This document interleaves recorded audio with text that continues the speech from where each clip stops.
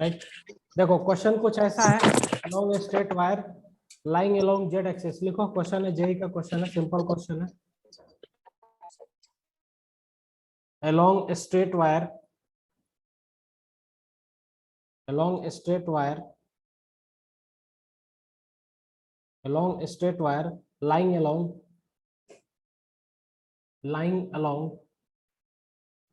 z axis along straight wire lying along z axis carries a current I,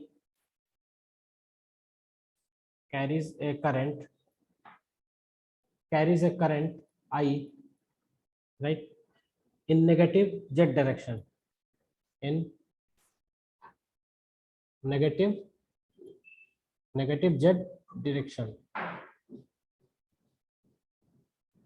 in negative z direction, right।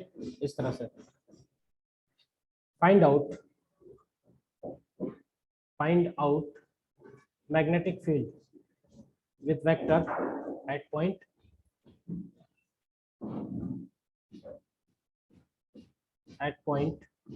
that is P is equals to x, y।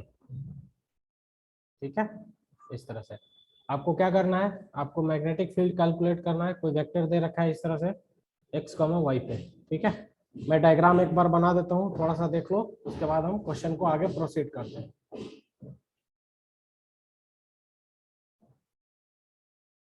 Okay, no problem, recording हो जाएगा, सबको मिल जाएगा। You have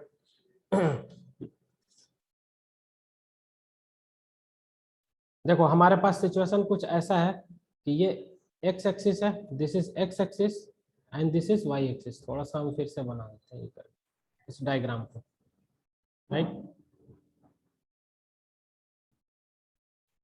ये हमारे पास कुछ ऐसे x axis है, right, इस तरह से, और ये क्या है, ऐसे y एक्सिस है। This is x axis and this is y axis. Again naming कर देते हैं, ये x एक्सिस है, this is x and this is y। इस तरह से I करंट जो है ना, I करंट पॉजिटिव z के, सॉरी नेगेटिव z के डायरेक्शन में जा रहा है। तो नेगेटिव z क्या होगा, माइनस के कैप, यानी अंदर की तरफ जाएगा इस तरह से। ठीक है, यहाँ पे, और ये z एक्सिस जो है ओरिजिन से पास करेगा, तो करंट भी जो है ना ओरिजिन से पास करे। और यहाँ पे कोई एक्स वाई प्लेन में कोई पॉइंट है, let's say the point will B P, जिसकी कोऑर्डिनेट x, y दे रखा है। यहाँ पे हमको इस पॉइंट P पे क्या करना है, मैग्नेटिक फील्ड कैलकुलेट करना है with magnitude and direction in vector form में। ठीक है, तो इस क्वेश्चन को करना है। आपके पास 1 मिनट का टाइम है, सोचो, फिर मैं इसको सॉल्व करता हूँ, राइट। 1 मिनट का टाइम है, आप इसको सॉल्व करो, फिर मैं इसको प्रोसीड करता हूँ। सबसे पहले क्या करना है, इनफाइनेटली लॉन्ग स्ट्रेट वायर है। ठीक है, क्या है, स्ट्रेट वायर है, कोई इनफाइनेटली लॉन्ग है। उसकी वजह से पॉइंट P पे जो मैग्नेटिक फील्ड निकालते हैं मैग्नीट्यूड, वो मैग्नीट्यूड क्या होता है, mu naught I upon 2 pi d। d is the distance between the point and the wire. ठीक है, डायरेक्शन को हम लॉजिक से दिखाते हैं, use the right hand rule. First of all place your all 4 finger in the direction of current, then upon the face of the palm towards the point P, then curl your finger, thumb will decide the direction। thumb क्या करेगा, direction को decide करेगा। ठीक है, इस तरह से करना है। आप ट्राई करो, फिर मैं इसको सॉल्व करता हूँ इस क्वेश्चन को। सिंपल क्वेश्चन है, अच्छा क्वेश्चन है।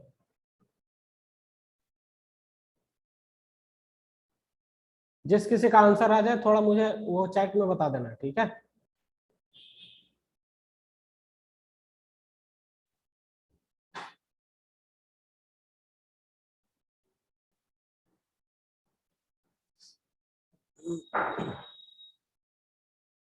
कुछ आइडिया आ रहा है, पहले बी कैलकुलेट कर लो। बी कैलकुलेट करने के लिए आपको क्या करना पड़ेगा, आपको 2 डायग्राम बनाना है। एक ये क्वेश्चन का डायग्राम बनाना है, और दूसरा जब सॉल्यूशन यानी एनालिसिस करेंगे तब उसके लिए डायग्राम बनाना है। ठीक है, सबसे पहले आपको पॉइंट और वायर के बीच की जो डिस्टेंस है, ये डिस्टेंस आपको कैलकुलेट करनी है। आपके पास क्या तरीका है, डिस्टेंस फॉर्मूला यूज करोगे आप इसके लिए। Let's say this distance will be D, इसको मैं डी कंसिडर करता हूँ। ये डिस्टेंस क्या है, डी है। तो d इक्वल टू हम क्या निकालेंगे, so d will be equal to under root this square minus this square. यहाँ पे कोऑर्डिनेट क्या है, ओरिजिन पे 0, 0, तो 0 minus x minus 0 the whole square plus y minus 0 the whole square. तो कैसे लिखेंगे इसको, this is x square plus y square. ये डिस्टेंस हमको मालूम चल गया। अब अगर हम मैग्नेटिक फील्ड की बात करें b, तो क्या है, इन्फिनिटली लॉन्ग वायर की वजह से क्या होता है, म्यू नॉट, इसके अंदर करंट क्या जा रहा है, I upon 2 pi D, D की जगह हम क्या प्लेस करेंगे, this will be equal to under root x square plus Y square, इस तरह से। ठीक है, ये हमने क्या प्लेस किया, मैग्नेटिक फील्ड की डायरेक्शन हमने किससे निकाला, मैग्नीट्यूड निकाला। हमको इसको वेक्टर फॉर्म में कैलकुलेट करना है, यानी आई जे के कैप के फॉर्म में कैलकुलेट करना है। अगर लॉजिक से हम इसकी डायरेक्शन की बात करें तो डायरेक्शन किधर की तरफ होगा, ये जो है ना क्रॉस, उसके तरफ अपनी राइट हैंड की चारों उंगलियों को ले जाओ, अपने बुक में अपने कॉपी में इस डायग्राम को बना लो, और क्रॉस जो है ना अंदर के तरफ, ठीक है, अंदर के तरफ क्या करना है आपको, अपनी राइट हैंड की चारों उंगलियों को यानी नाखून को ले जाना है, और अपने पाम को, पाम जो है ना उसको पॉइंट पी की तरफ फेस करना है। तो जब फेस करके कर्ल करोगे तो थंब क्या होगा, डायरेक्शन देगा, और वो डायरेक्शन मैग्नेटिक फील्ड का डायरेक्शन होगा। और किधर की तरफ डायरेक्शन होगा, इसको जरा देखते हैं, डायरेक्शन विल बी, डायरेक्शन जो होगा वो इधर की तरफ होगा, ऐसे, क्या, this will be the direction of B, ये बी का डायरेक्शन होगा। हमको क्या करना है, हमको इसके अंदर क्या कैलकुलेट करना है, हमें कैलकुलेट करना है इसके अंदर बी वेक्टर कैलकुलेट करना है। ये जो है ना हमने मैग्नीट्यूड लिखा हुआ है, this is not a B vector. तो अब क्या करते हैं, ये एंगल जो है थीटा दे रखा है क्वेश्चन में, ठीक है, आप अपनी मर्जी से कंसिडर कर सकते हो, अप्रोच मैं बता रहा हूँ। ऑप्शन जो है ना, ऑप्शन देख करके आपको गाइड करना है। सबसे पहले आपको एक कन्वेंशनल कोऑर्डिनेट सिस्टम लेना है। हाँ, इरफान जमान, ठीक है, your answer is correct, mu naught I upon 2 pi under root. देखो आपका आंसर सही नहीं है कंप्लीटली, ठीक है, ये रूट में X square plus Y square नहीं आएगा,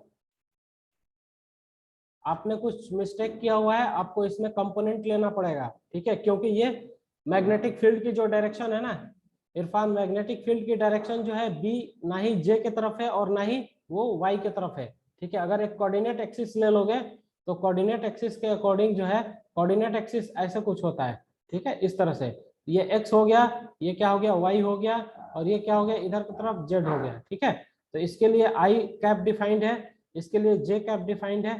तो आप इसको कैसे लिख सकते हो, एक ही डायरेक्शन में, ये जबकि प्लेन में जा रहा है, जब ये प्लेन में जा रहा है ना तो इसकी कंपोनेंट लेने पड़ेंगे। कंपोनेंट कैसे लेंगे, आप लोग दो डायग्राम बनाओगे, एक क्वेश्चन का और एक एनालिसिस का, तो मैं इसकी कंपोनेंट लेता हूँ। ये एंगल थीटा होगा, थोड़ी सी अगर हम एंगल की बात करें तो ये एंगल क्या है, 90 डिग्री है। अगर हम क्या करते हैं, एक कन्वेंशनल कोऑर्डिनेट इस पॉइंट पी पर ले लेते हैं, और कन्वेंशनल कोऑर्डिनेट का मतलब है कि y के पैरेलल y कोऑर्डिनेट, x के पैरेलल x कोऑर्डिनेट, और पॉइंट p को क्या मान लेंगे, ओरिजिन कंसीडर कर लेंगे कुछ देर के लिए। तो ये एंगल 90 दे रखा है हमको, और ये एंगल थीटा है, और तो ये एंगल कितना होगा, this angle will be equal to 90 minus theta. ये एंगल कितना हो जाएगा, 90 माइनस थीटा हो जाएगा। So this angle will be equal to 90 minus theta. ये एंगल जो होगा वो कितना होगा, 90 माइनस थीटा। अब देखो ये जो बी वेक्टर है ना, इस डी से कितना एंगल बनाएगा, 90 डिग्री बनाएगा, क्योंकि जो मैग्नेटिक फील्ड होता है ना, जो लाइन पॉइंट को और वायर को ज्वाइन करता है उससे कितना एंगल बनाता है, 90 डिग्री बनाता है। हमने आपको बताया हुआ था ना, B is perpendicular to D, ठीक है, और B is perpendicular to again D L vector, ठीक है, इसके भी परपेंडिकुलर होते हैं इस तरह से। तो ये टोटल एंगल यहाँ से यहाँ तक कितना है, 90 है, ये एंगल थीटा है, ये एंगल क्या है, थीटा माइनस 90, तो ये एंगल कितना हो जाएगा, थीटा हो जाएगा, ठीक है, सबको समझ में आ रहा है।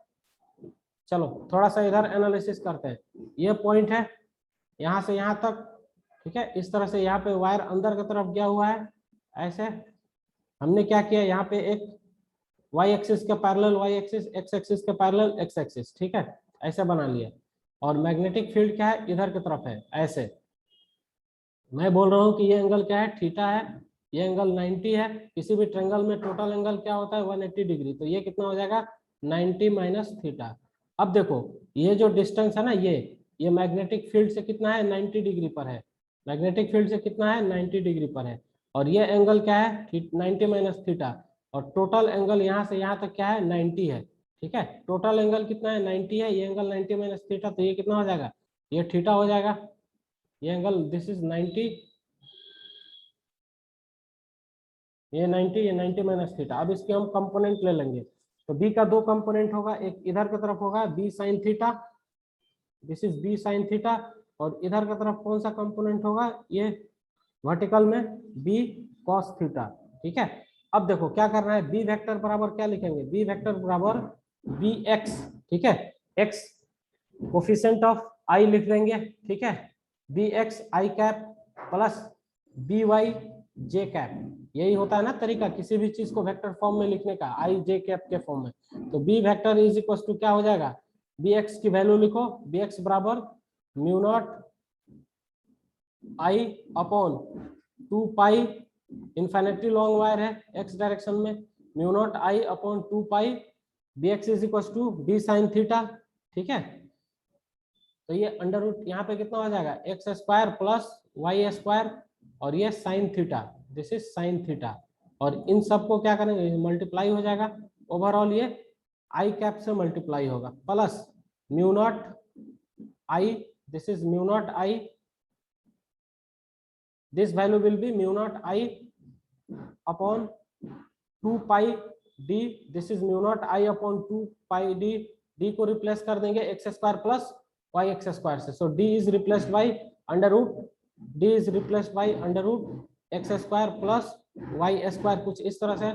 और जो यहाँ पे क्या था, बी वाई क्या था, बी वाई साइन थीटा था, कॉस थीटा था ना, तो कॉस थीटा की वैल्यू हम क्या ले लेंगे, sorry this is cos theta, इस तरह से। अब अगेन हम इसको जो है प्रोसीड करते हैं, so B vector is equal to क्या लिखेंगे, mu naught I upon 2 pi under root x square plus Y square, इस तरह से, साइन थीटा की वैल्यू पी बाई एच। तो इस ट्रायंगल में ये क्या है, दिस इज एक्स, और ये जो है वर्टिकल डिस्टेंस क्या है, दिस इज वाई। तो length of perpendicular, length of hypotenuse, perpendicular ये हो गया, लेंथ ऑफ हाइपोटेनस क्या है, ये हो गया। ठीक है, तो क्या लिखेंगे, साइन थीटा बराबर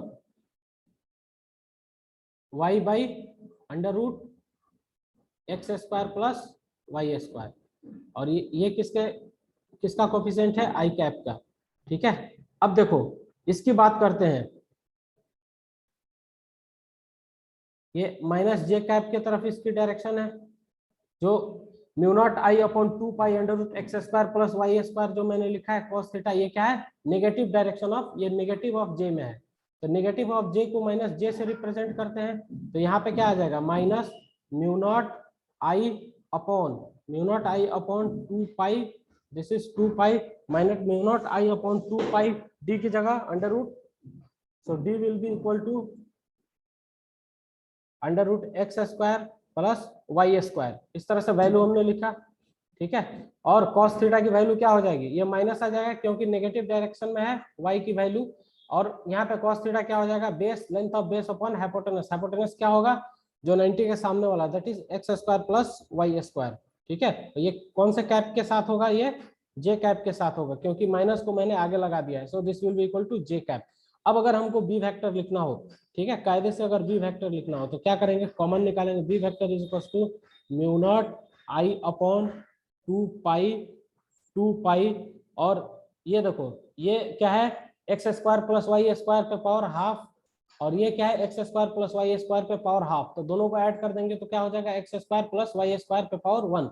यहाँ पे भी वही चीज है, तो क्या लिख देंगे, कॉमन निकाल रहे हैं, this is X square plus this is Y square. ठीक है, ये हो गया, और ऊपर अगर हम देखें तो ये क्या हो जाएगा, अंदर क्या बचेगा, y आई कैप के साथ बचेगा, इधर कितना बचेगा, this is x with J cap, ये x जो है जे कैप के साथ बचेगा, दिस इज योर आंसर, ये आपका आंसर हो गया। ठीक है, जे प्रीवियस ईयर का पूछा हुआ क्वेश्चन है, इस तरह से इसको सॉल्व करेंगे।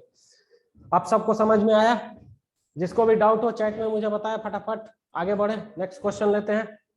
आज क्वेश्चन ही प्रैक्टिस करना है, पिछले क्लास में हमने थोड़े कॉन्सेप्ट दिए थे, उसी पे बेस्ड क्वेश्चन प्रैक्टिस करना है, राइट। तो बताओ सब लोग, समझ में आया सबको,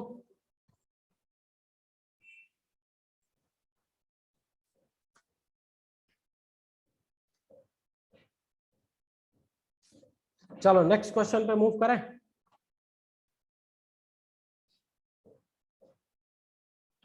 सो write down the next question, चलो देखें किसको डाउट है क्या। 3 लोगों का सेट है, हाँ सर, हाँ सर, हाँ सर, ठीक है। ज्योतिमय ठीक है, समीरन पटवारी ठीक है।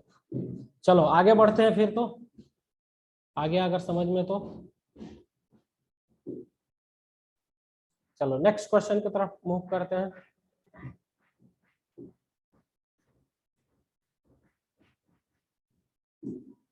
नेक्स्ट क्वेश्चन बिल, देखो सबसे पहले मैं डायग्राम बनाता हूँ, मेरे साथ आप लोग क्वेश्चन लिखते जाओ, right.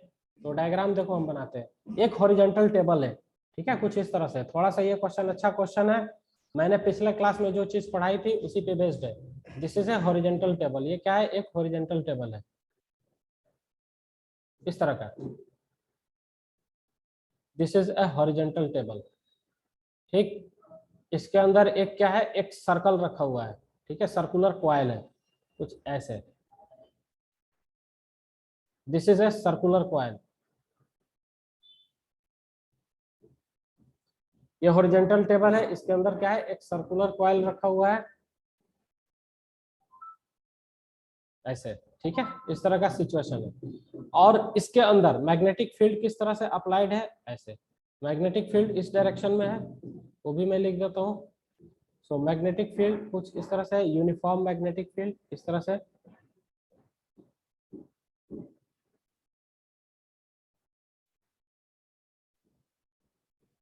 This are the direction of magnetic field, ठीक है। सारे डेटा में लिख देता हूँ, this is B, this is B, ये क्या है, बी है। मैग्नेटिक फील्ड कैसा है, यूनिफॉर्म और एक्सटर्नल, ठीक है। ये एक हॉरिजॉन्टल टेबल है, ये जो रेड कलर से मैं लिख दिखाया हूं, मैंने दिखाया है, this is a horizontal table.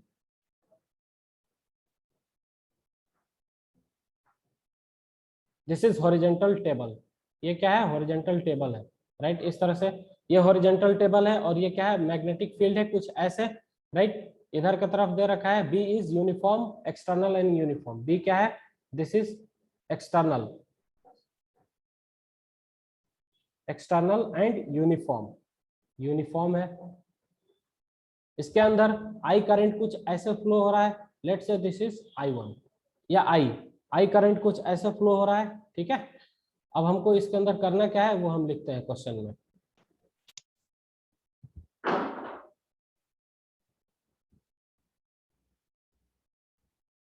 चलो क्वेश्चन लिखो, determine instantaneous angular acceleration of the ring, neglect gravity.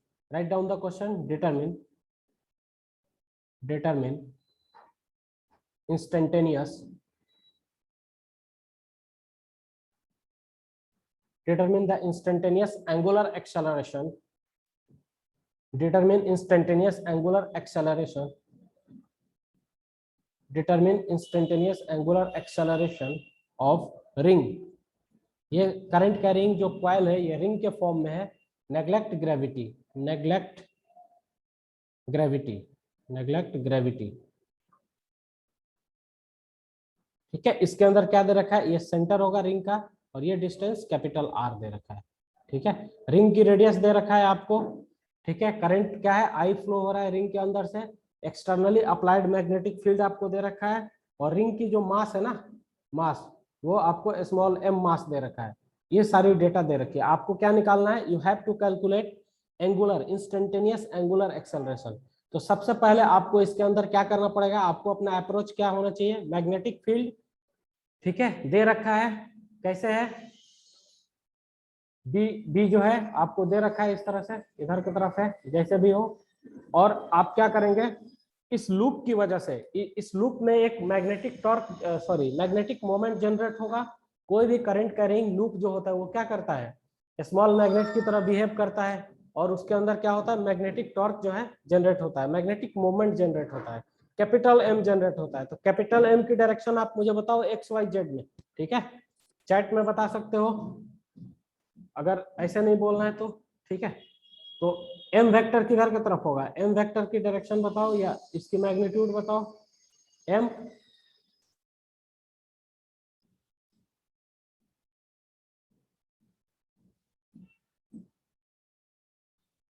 Z direction में, नील पवन का काटे, वेरी गुड, बिल्कुल सही, Z डायरेक्शन में होगा। तो इसकी M की वैल्यू जो लिखते हैं वो क्या होता है, NIA, और ये किधर की तरफ लिखते हैं, ये प्लस के की तरफ होगा, यानी जेड डायरेक्शन में होगा। अब क्या करना है, हमको टॉर्क निकालना है इस पे। टॉर्क कैसे निकालते हैं, टॉर्क का फॉर्मूला हमारे पास क्या होता था, देखो टॉर्क बराबर हम लिखते थे, सॉल्यूशन अब हम कर रहे हैं, ठीक है, we are now doing the solution. तो सॉल्यूशन हम कर रहे हैं, तो सॉल्यूशन बराबर क्या, देखो सॉल्यूशन टॉर्क का हमारे पास जो फॉर्मूला होता था, टाउ वेक्टर बराबर क्या लिखते थे, एम क्रॉस बी वेक्टर, ठीक है, ऐसे लिखते थे ना, एम क्रॉस बी वेक्टर। तो देखो यहाँ से एम क्रॉस बी करोगे तो आपको टॉर्क आ जाएगा। टॉर्क की डायरेक्शन किधर की तरफ होगी, बताओ, एक्स वाई जेड में बताओ दो। देखो इस तरह से है, ये आपका एक्स है, ये वाई है, ये जेड है, दिस इज जेड। इसके लिए आई वेक्टर, इसके लिए प्लस का जे वेक्टर, इसके लिए प्लस का के वेक्टर, ठीक है, ऐसे दिस इज प्लस का के वेक्टर, और अंदर के लिए माइनस का के, इधर के लिए negative of minus J minus I, ठीक है, वाई में, बिल्कुल सही वाई में होगा, ठीक है। तो टॉर्क जो होगा वाई में होगा, और किसी एक्सिस के अबाउट ही होता है वाई में, तो एक्सिस कैसे पास करेगी, ऐसे पास करेगी, ठीक है, इस तरह से, ठीक। तो टॉर्क आपने कैलकुलेट कर लिया, टॉर्क इज इक्वल टू क्या हो जाएगा बताओ, तो ताउ इज इक्वल टू क्या ले लेंगे, एम और बी के बीच 90 डिग्री है, तो M B sine 90 degree, sine 90 degree value को हम निकालते हैं, उसके बाद हम पॉइंट कहते हैं। तो so torque is equal to N I A, torque क्या है, N I A, N I A B, right. यहां से टॉर्क बराबर क्या लिखेंगे, एन नहीं दिया रखा है नंबर ऑफ टर्न, तो 1, आई एज इट इज रहने दो, a area of the ring क्या होगा, pi are square, and it is B, B को ऐसे ही रहने दो। तो क्या हो जाएगा, यहाँ पे जो टॉर्क होगा ना, वो टॉर्क हो जाएगा पाई आर स्क्वायर आई बी, और ये किसके अलोंग होगा, दिस इज जे के अलोंग होगा, इसकी डायरेक्शन की बात करें। बट अब क्वेश्चन के अंदर ट्विस्ट है, क्वेश्चन के अंदर ट्विस्ट क्या है, आपको निकालना क्या है, एंगुलर एक्सेलरेशन। तो रिलेशन क्या होता है एंगुलर एक्सेलरेशन की, तो टॉर्क बराबर क्या लिखते हैं, फ्रॉम आरबीडी रोटेशनल डायनामिक्स से क्या हम लिखते हैं, आई अल्फा, ठीक है, टॉर्क इज इक्वल टू क्या लिखते हैं, आई अल्फा, हमको क्या निकालना है, अल्फा निकालना है, तो alpha is equal to torque by moment of inertia. अब हमको मोमेंट ऑफ इनर्शिया कैलकुलेट करना है, ठीक है। तो मोमेंट ऑफ इनर्शिया यहाँ पे जो कैलकुलेट हम करेंगे, तो सोचने वाली बात है, ये जो है ना रिंग हॉरिजॉन्टल टेबल पे रखा हुआ है, और हॉरिजॉन्टल टेबल पे जब ये रिंग रखा हुआ है, और इस रिंग के सेंटर से, ठीक है, क्या हो रहा है, एक्सिस पास कर रहा है, तो क्या हम इसको रोटेट करना चाहें तो रोटेट होगा, ये इसको हम अगर रोटेट करना चाहें तो ये रोटेट नहीं हो पाएगा यहाँ पे। ऐसा क्यों, सेंटर से एक्सिस पास करेगा रिंग के, तो ये रोटेट नहीं हो पाएगा, क्योंकि इसको रोटेट होने के लिए क्या होना पड़ेगा, टेबल के अंदर जाना पड़ेगा, ठीक है। अगर आप यहाँ से इसको रोटेट करने की कोशिश करते हो, इस चीज को थोड़ा सा देखो इधर ध्यान से, तो क्या होगा, एक्सिस के अलोंग या तो आइदर ऐसे रोटेट करने की कोशिश करोगे, तो ये जो सेक्शन है जो हॉरिजॉन्टल टेबल पर रखा हुआ है, ये वाला सेक्शन यहाँ से यहाँ तक, इसको क्या होना पड़ेगा, टेबल के अंदर जाना पड़ेगा, और टेबल के अंदर तो ये जाएगा नहीं, तो यहाँ पे कपल का कॉन्सेप्ट यूज होता है। कपल क्या होता है, कपल जो होता है वो उसके अंदर शिफ्टिंग प्रॉपर्टी होती है, वो अपने पैरेलल जाके शिफ्ट होता है, तो कपल या तो इधर शिफ्ट हो जाएगा यहाँ पे, या फिर यहाँ पे शिफ्ट हो जाएगा। मैं मान लेता हूँ कि कपल जो है यहाँ पे शिफ्ट हो जा रहा है, इस पॉइंट पे ऐसे, ठीक है, इस तरह से शिफ्ट हो जा रहा है कपल। अब जो हमारा एक्सिस है ना, वो सेंटर से पास नहीं कर रहा है, one end of the ring से पास कर रहा है। अब अगर यहाँ से फोर्स लगा के इधर उठाओ या अंदर करो, कुछ भी करो, तो ये अब रोटेट हो जाएगा, ठीक है, ये जो पोर्शन है बाहर की तरफ आएगा, और ये इस एक्सिस के अबाउट रोटेट हो जाएगा। This is the shifted axis, ये एक्सिस क्या हो गया, शिफ्ट हो गया, दिस इज शिफ्टेड एक्सिस, अब शिफ्ट हो गया। अब देखो मोमेंट ऑफ इनर्शिया हमारे पास क्या है, सिर्फ रिंग के केस में आई जेड का मालूम है, ठीक है। Moment of inertia which is perpendicular to the plane of motion क्या होता है, एम आर स्क्वायर। अगर moment of inertia diameter axis के अबाउट निकाले, जो सेंटर से पास करता हो, उसके लिए क्या होता है, M R square by 2, right. ध्यान से सुनना, मोमेंट ऑफ इनर्शिया, ठीक है, हम कैलकुलेट करते हैं, ठीक, उस एक्सिस के लिए जो सेंटर से पास करता हो वो और परपेंडिकुलर हो किसके, प्लेन ऑफ मोशन से, यानी जो सर्कल है यानी जो रिंग है उसके प्लेन के परपेंडिकुलर हो, तो उसको हम आईजेड बोलते हैं, ठीक है। और वो क्या होता है, एम आर स्क्वायर। और मोमेंट ऑफ इनर्शिया अगर हम किसी एक्सिस के अबाउट कैलकुलेट करते हैं और वो एक्सिस सेंटर से पास करता है और वो डायमीटर के अलोंग होता है, तो उसके लिए जो मोमेंट ऑफ इनर्शिया होता है वो क्या होता है, mr²/2। बट यहाँ पे तो हमारा आई जेड तो नोन है और moment of inertia about diameter axis भी नोन है mr², लेकिन यहाँ पे एक्सिस कहाँ से, one end of the ring से पास कर रहा है। ठीक है, one end of the ring से पास करना मजबूरी है, क्योंकि बीच से अगर हम चाहें तो इस रिंग को रोटेट नहीं करवा सकते, एक्सिस को कहीं किनारे पर लगना पड़ेगा। ठीक है, तो इसके लिए हम क्या यूज करते हैं, हम यूज करते हैं parallel axis theorem. Parallel axis theorem क्या होता है, किसी भी पॉइंट पे अगर मोमेंट ऑफ इनर्शिया किसी एक्सिस के पैरेलल निकालना हो तो उसके लिए हम क्या लिखते हैं, उसके लिए हम लिखते हैं कुछ इस तरह से। देखो पैरेलल एक्सिस थ्योरम क्या होता है, from from parallel axis theorem, parallel axis theorem, parallel axis theorem से हम क्या करते हैं, moment of inertia about any point passing through the axis, I axis about any point, about any point, any point, moment of inertia किसी भी axis के about निकालते हैं और वो एक्सिस किसी पॉइंट से पास करता हो तो क्या होता है, आई एक्सिस। ठीक है, आई एक्सिस जो सीओएम सेंटर ऑफ मास से पास करता हो प्लस एम एच स्क्वायर या एम डी स्क्वायर। ठीक है, D is the distance of the point from the axis. तो बताओ यहाँ पे क्या हो जाएगा, मोमेंट ऑफ इनर्शिया अगर हम कैलकुलेट करें तो क्या होगा, देखो आई जो पॉइंट से, ठीक है, पॉइंट से निकालना है इज इक्वल टू mr²/2, डायमीटर के अलोंग एक्सिस है, पैरेलल शिफ्ट हो रहा है तो mr²/2 ये हो गया, प्लस का m mass, mass of the ring small m जो ये है, और d कितना होगा, डायमीटर का स्क्वायर r²। तो I बराबर क्या होगा, I पॉइंट जो होगा, I point will be equal to 3mr²/2, this is 3mr², right, this is 3mr²/2। So 3 capital mr²/2, इस तरह से ये मोमेंट ऑफ इनर्शिया हमारा निकल गया। हमारे पास फॉर्मूला क्या था, फॉर्मूला ये था alpha is equal to tau by आई।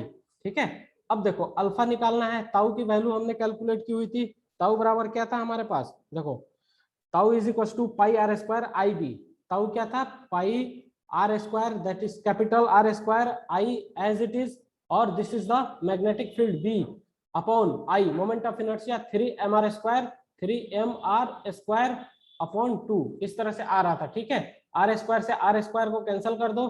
ठीक है, और किससे क्या कट रहा है, कुछ नहीं कट रहा है, तो यहाँ पे अब अल्फा बराबर क्या लिख देंगे, 2 ऊपर pi 2 pi I B, 2 pi I B upon this is 3m, this will be your answer, this will be your answer, angular momentum. ठीक है, यह आपका आंसर आ गया, रेडियन पर सेकेंड स्क्वायर होगा, पर second square, this is the angular acceleration. सबको समझ में आया ये क्वेश्चन, अरे यस नो में जवाब दो, चैट में बताओ।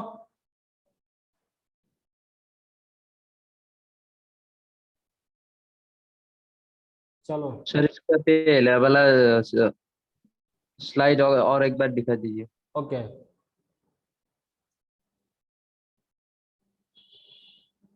एक मिनट,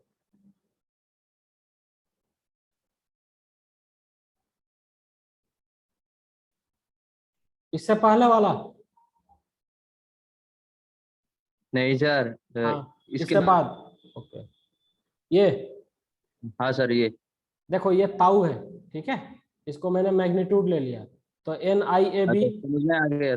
हाँ ठीक है, यहाँ से आई निकाल लिया हमने फ्रॉम पैरेलल एक्सिस थ्योरम। क्या होता है, किसी भी पॉइंट पे जो एक्सिस के अबाउट होता है उसमें उस डिस्टेंस को ऐड करके क्या करते हैं, निकालते हैं। थोड़ा सा मेहनत कर लोगे समझ में आ जाएगा ये चीज।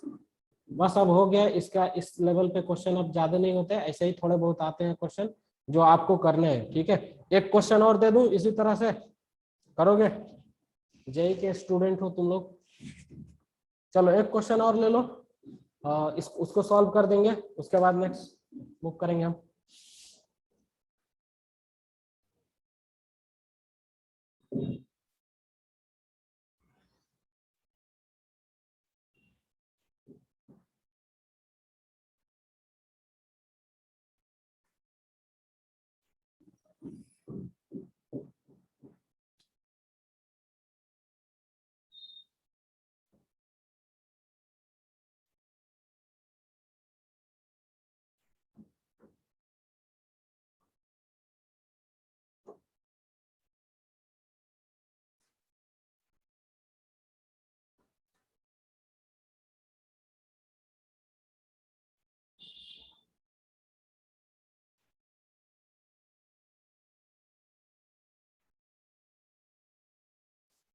कहाँ पे कैसे मोमेंट ऑफ इनर्शिया निकाला गया? चलो मैं देखता हूँ। हाँ, नील पवन ककाटी, यहाँ पर कैसे मोमेंट ऑफ इनर्शिया निकाला गया सर, एक बार समझा दीजिए। ओके वेट, देखो मोमेंट ऑफ इनर्शिया का क्या कॉन्सेप्ट है वो मैं समझा देता हूँ। आपका ये जो है ना, ये रिंग है, इसके डायमीटर के अलोंग ये क्या होता है, this is along the diameter, जिसको आप आई वाई बोल सकते हो, ठीक है। और ये क्या होता है, आई एक्स होता है, ठीक है। सेंटर से ये पास करते हैं, ये आई एक्स और आई वाई की वैल्यू क्या होती है, सेम होती है। I X is equal to I Y की वैल्यू क्या होती है, सेम होती है, और ये किसके बराबर होती है, एम आर स्क्वायर बाई 2। और आई जेड जो होता है ना, वो क्या होता है, जेड एक्सिस के, इसके जेड एक्सिस यानी जेड के डायरेक्शन में जो एक्सिस पास करता है आई जेड, वो क्या होता है, एम आर स्क्वायर, ठीक है। ये मैंने आपको बता चुका है, क्लास में भी मैंने समझाया था। अब देखो, हॉरिजॉन्टल टेबल पर रखा गया है, ठीक है। तो सेंटर से जो एक्सिस पास करेगा, उस सेंटर से जो एक्सिस पास करेगा उसके अबाउट जो है आपका रिंग रोटेट नहीं करेगा। क्यों? क्योंकि सेंटर से पास करेगा जब, तो रोटेट करने के लिए उसको टेबल के अंदर जाना पड़ेगा, तो एक्सिस क्या हो जाएगा, यहाँ से शिफ्ट हो जाएगा। अब देखो, इस यहाँ से जब एक्सिस शिफ्ट हो रहा है ना, यहाँ से एक्सिस शिफ्ट हो गया यहाँ पे, तो इस एक्सिस के अबाउट तो ये रोटेट करेगा ना, ये बाहर आ जाएगा, क्योंकि वह एक पोर्शन टच में है तो आराम से रोटेट करेगा। जैसे आपके घर के अंदर डोर है, ठीक है। अब क्या करो, डोर डोर को जो आप घुमाते हो तो उसके उसके एक एंड से एक्सिस पास करता है तो वो घूम जाता है, ठीक है। अगर डोर है जो आपका काफी रिजिड है, ठीक है, उसके बीच से एक्सिस पास करके क्या करो, आप उसको रोटेट करो अपनी डोर को, वो कभी नहीं रोटेट होगा, क्योंकि वो बीच से जो है ना मुड़ेगा ही नहीं, आपको तोड़ना पड़ेगा बीच से। अब मोमेंट ऑफ इनर्शिया निकालने का तरीका क्या होता है, किसी भी पॉइंट पे मोमेंट ऑफ इनर्शिया निकालते हैं, आई about any point, about any point क्या होता है, जो मोमेंट ऑफ इनर्शिया एक्सिस से जा रहा था, यानी इस एक्सिस से मोमेंट ऑफ इनर्शिया जो जा रहा है, सॉरी ये एक्सिस जो पास कर रहा है, इसके अबाउट मोमेंट ऑफ इनर्शिया क्या है, एम आर स्क्वायर, ठीक है, by 2 plus M D H, यानी मास ऑफ दिस रिंग, और D is the distance of the ring from this point, तो एम डी, ठीक है, ऐसे लिख देते हैं। M R square by 2 as it is लिखो, एम को, M is the mass of the ring, यहाँ भी ये क्या है, मास ऑफ द रिंग है, डी क्या है, डिस्टेंस है, जो इस एक्सिस से इस एक्सिस तक की डिस्टेंस है, कितना है, आर के बराबर है, तो आर लिखो यहाँ से, एम डी स्क्वायर होता है, ठीक है, तो एम आर स्क्वायर हो जाएगा। यहाँ से 3/2 कैपिटल एम आर स्क्वायर या स्मॉल एम आर स्क्वायर, कुछ भी ऐसे जो एजम्पशन माना है उसको आपने निकाल लेना है इस तरह से, ठीक है। मोमेंट ऑफ इनर्शिया ऐसे निकालते हैं, थोड़ा सा प्रैक्टिस कर लेना, आपके पास बुक वुक होगा उससे देख लेना मोमेंट ऑफ इनर्शिया कैसे कैलकुलेट करते हैं। यहाँ पे उस चीज को मैं डील नहीं कर सकता हूँ अभी, मैंने आपको क्लास में समझाया, जब ऑफलाइन की अपनी क्लासेस चल रही थी तो वहां मोमेंट ऑफ इनर्शिया कैसे निकालते हैं मैंने आपको वो बता दिया था, ठीक है। एक क्वेश्चन इस तरह का ले, आपका होमवर्क रहेगा, लिख देता हूँ, ठीक है, मेरे साथ क्वेश्चन नोट करते जाओ, ठीक है। एक क्वेश्चन नोट करो, find the initial angular acceleration, लिखो, find initial, find initial angular, find initial angular acceleration, find initial angular acceleration of loop A B C D, कोई एक लूप है, square loop A B C D, जिसके अंदर हमको क्या करना है, इनिशियल एंगुलर एक्सेलरेशन का कैलकुलेट करना है, which carry current I not, उसके अंदर which carry current, which carry current I not, जिसके अंदर आई नॉट करंट जो है कैरी हो रहा है, ठीक है। And its moment of inertia क्या दे रखा है, and its moment of inertia, its moment of inertia, its moment of inertia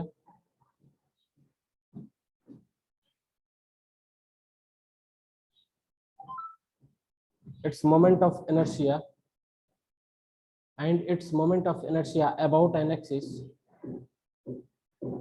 about an axis, its moment of inertia about an axis passing through the center,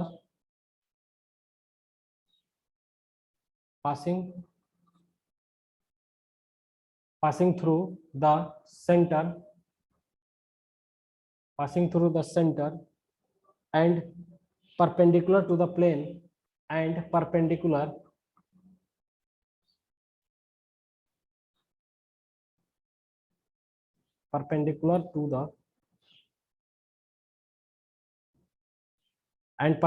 to the plane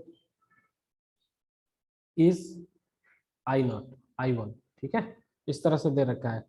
B is parallel to diagonal AC, B यानी magnetic field जो है B applied क्या है, external applied magnetic field, external applied magnetic field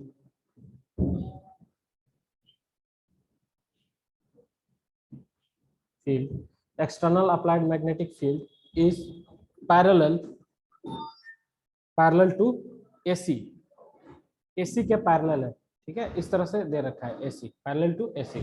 चलो इसके अंदर एक square है, मैं डायग्राम बना देता हूं, ठीक है। आप लोग क्वेश्चन को नोट कर लिए, सबने नोट किया, लैंग्वेज नोट करो, उसके बाद मैं डायग्राम बना देता हूं, फिर आपको मैं क्वेश्चन पे अप्रोच दिखाता हूँ कैसे करते हैं।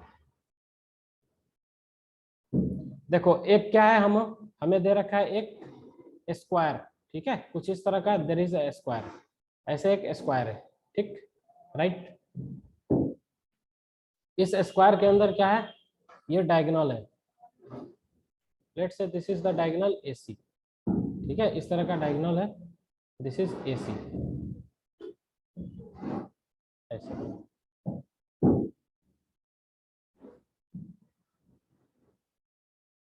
देखो इस डायगोनल के अलोंग मैग्नेटिक फील्ड है, और मैग्नेटिक फील्ड कैसा है, अप्लाइड है, this is A vector, this is A, this is B and this is C। ये क्या है, ABC जो है ये आपका नंबर है, ठीक है, इसको मैं स्मॉल b कर देता हूँ, सबको स्मॉल b कर देता हूँ, या PQR ले जो भी हो।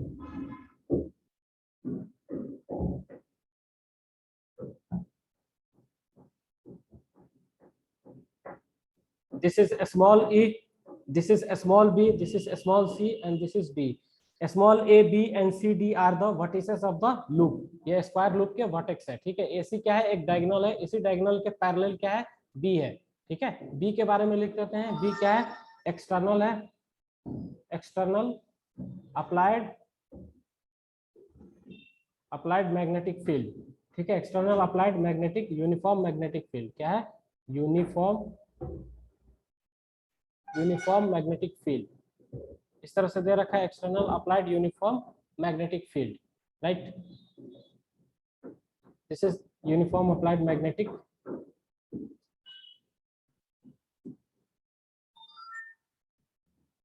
फील्ड, इसकी लेंथ दे रखा है, दिस इज L, ठीक है, ऐसे आपको ये लेंथ, इसके अंदर I करंट जो है ऐसे फ्लो हो रहा है, I करंट ऐसे जा रहा है, ऐसे जा रहा है।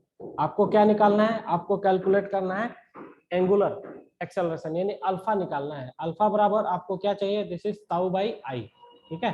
तो पहले ताऊ कैलकुलेट करो, ठीक, फिर इसकी मोमेंट ऑफ इनर्शिया कैलकुलेट करो, और मोमेंट ऑफ इनर्शिया क्या है, दे रखा है किसके अबाउट, मोमेंट ऑफ इनर्शिया जो है I1 दे रखा है perpendicular to the plane of the loop, ठीक है। तो IZ जो है ना, आपको IZ दे रखा है, IZ बराबर क्या दे रखा है, this is I1, IZ is equal to I1 दे रखा है। आपको क्या निकालना है, इसके लिए सबसे पहले टॉर्क की डायरेक्शन को डिफाइन करना पड़ेगा, ठीक है। पहले क्या निकालोगे, कैपिटल M की वैल्यू क्या होती है, capital M is equal to NIA, right.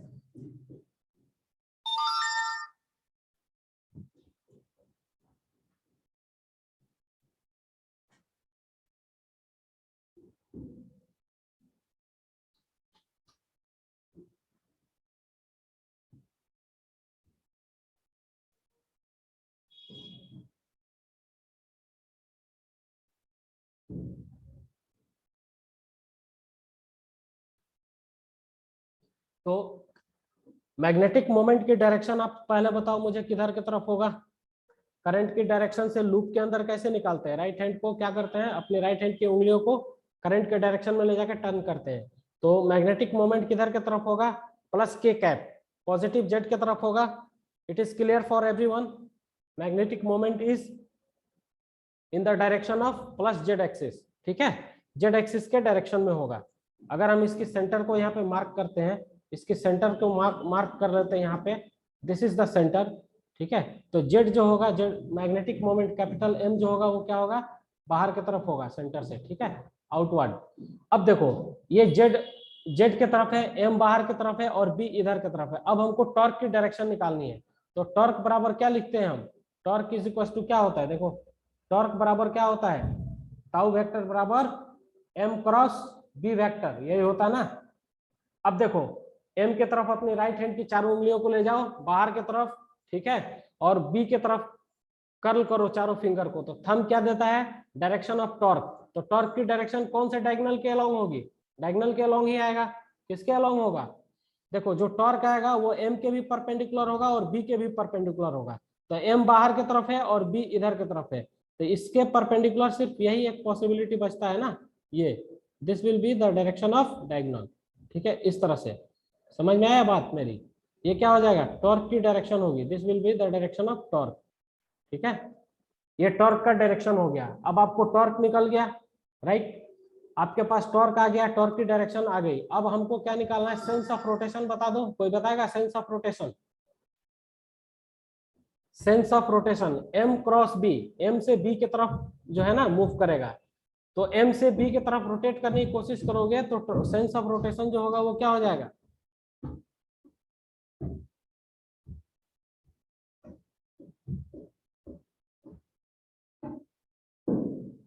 Sense of rotation आपका कुछ इस तरह से होगा, ठीक है। This is small D and this is the direction of torque, torque vector, ठीक है, ये स्मॉल डी। अब देखो मोमेंट ऑफ इनर्शिया जो होता है ना, जो टॉर्क की एक्सिस होती है उसी एक्सिस के अलोंग हम कैलकुलेट करते हैं। तो यहाँ पे जो मोमेंट ऑफ इनर्शिया कैलकुलेट करेंगे वो क्या होगा, आई एक्स एक्स होगा या आई वाई वाई होगा, यही होगा ना, या आई वाई, यानी डायमीटर के अलोंग होगा।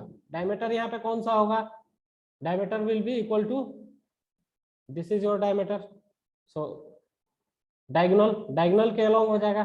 परपेंडिकुलर टू जेड जो होता है आई जेड, ठीक है, आई जेड हमको क्या दे रखा है, दिस इज I1। तो I1 हमको दे रखा है, तो आई जेड बराबर परपेंडिकुलर एक्सिस थ्योरम से क्या लिखते हैं, I Z is equal to हम क्या लिखते हैं, I X X plus I Y Y, ऐसे लिखते हैं ना। तो आई जेड क्या है, I1, और ये दोनों क्या होता है, एक दूसरे से आपस में बराबर होते हैं, ठीक है। तो 2 टाइम्स जो भी है आई एक्स हो या आई वाई हो, कुछ भी ले लो। तो यहाँ पे क्या हो जाएगा, देखो हमने क्या किया है, एक्स को इधर मान लिया है डायगोनल के अलोंग, वाई को इधर मान लिया है, जेड को इधर मान लिया है। हम अपना कोऑर्डिनेट एक्सिस किसी के अलोंग मान सकते हैं, कोई समस्या नहीं है। तो जिधर मैग्नेटिक फील्ड है उधर एक्स मान लो, और जिधर टॉर्क आ रहा है उसको क्या मान लो, वाई मान लो, और जेड होगा बाहर की तरफ। तो यहाँ से आई वाई या आई एक्स क्या हो जाएगा, सो आई एक्स और I Y will be equal to, I Y will be equal to कितना हो जाएगा, I1/2 कर दो, ठीक है, I1 इज इक्वल टू 2। ये समझ में आना चाहिए सबको।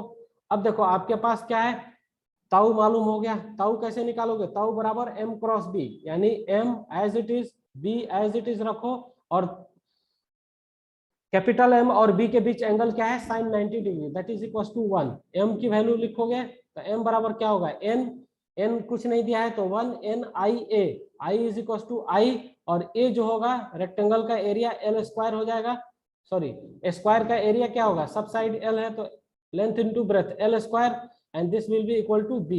तो i l स्क्वायर b हो गया आपका, और इसको किससे डिवाइड कर देंगे, अब हम क्या करते हैं, अल्फा बराबर निकालते हैं। तो अल्फा इज इक्वल टू क्या हो जाएगा, look at this situation, so alpha is equal to होगा, अल्फा बराबर ताऊ की वैल्यू हमने निकाला, सो ताऊ बराबर I L square B upon moment of inertia क्या हो गया, alpha is equal to tau by I is equal to I1/2, this is I1 upon 2। तो यहाँ से जो वैल्यू मिल रहा है अल्फा की वो क्या मिल रहा है, 2 times I L square B, 2 times I L square B upon I1, ठीक है। आप सबको ये समझ में आया, अपने अपने घर पे एक बार ट्राई करना, उसके बाद मैं इसको आगे प्रोसीड करूंगा, राइट। सबको समझ में आ गया। किसी को कुछ डाउट?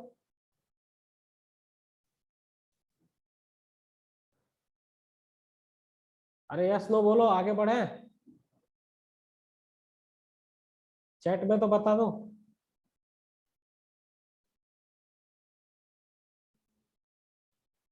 इरफान जमान, ठीक है चलो। नील पवन, ओके। ये नो सर कौन है भाई?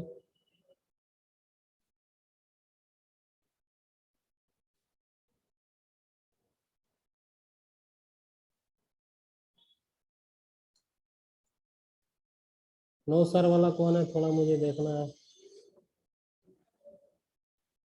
ज्योति में, अरे इसमें कुछ नहीं है। अपने मोमेंट ऑफ इनर्शिया एक्सिस के अबाउट क्या होता है, डायमीटर के अबाउट क्या होता है, बस इसको याद रखो। ठीक है, इसी पर सब बेस्ड है। नहीं समझ में आया तो याद कर लो मोमेंट ऑफ इनर्शिया कैसे निकालते हैं। ठीक है, फॉर्मूला याद रखो, उसे करो। दूसरा तरीका नहीं है इसको समझाने का। ठीक है, इसके लिए तो आपको अपना थोड़ा सा कोई कॉपी वॉपी उठा के पढ़ लेना। ठीक है, ज्योति में परेशान होने की जरूरत नहीं है। ये एक्सट्रीम क्वेश्चन था। चलो अब हम आराम से डेटा बेस्ड क्वेश्चन पूछ लेंगे।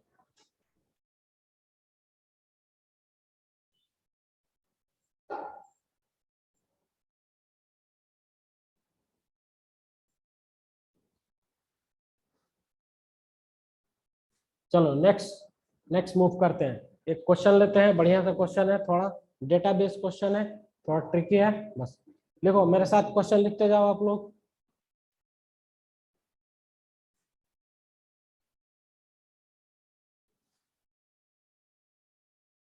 Now write down the question. Question क्या है?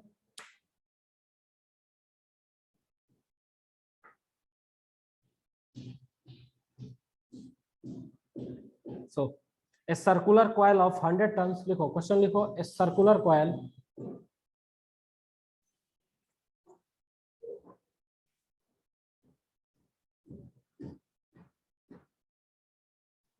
a circular coil of 100 tons, a circular coil of 100 tons, a circular coil of 100 tons has an effective radius, has an effective radius, has an effective radius, has an effective radius. A circular tons of 100 tons has an effective radius of 0.05 metre, 0.05 metre. ठीक है, ये effective radius दे रखा है। And carries a current, and carries a current, and carries a current of 0.1 ampere, 0.1 ampere, carries a current of 0.1 ampere. Assume current remains constant. क्या करना है? Assume keeping I constant, keeping I that is constant, bracket के अंदर है ये। ठीक, how much work is required, लिखते जाओ। How much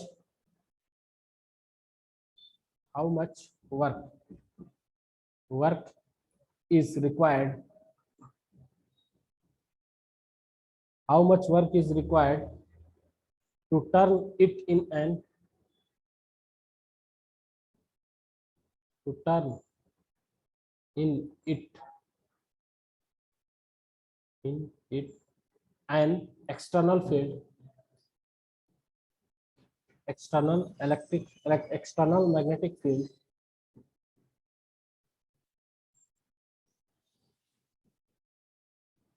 to turn external magnetic field of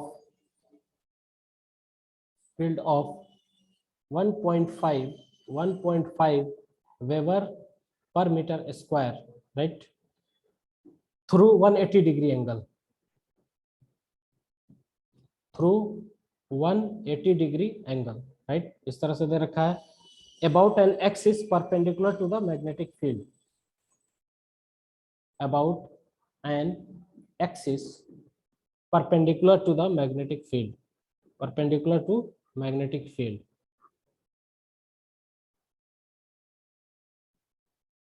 about an axis perpendicular to magnetic field. The plane of the coil, the plane of the coil, the plane of the coil is initially, the plane of the coil is initially perpendicular to the magnetic field, perpendicular to the magnetic field.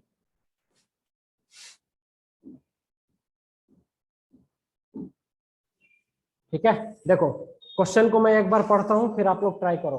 क्या क्या दे रखा है? ए circular coil of 100 turns. कोई एक circular coil है, उसके अंदर कितना है? कैपिटल एन 100 है, यानी 100 टर्न्स दे रखा है। एंड इफेक्टिव रेडियस, यानी उस कॉइल की जो रेडियस है वो कितना है? 0.05 मीटर है।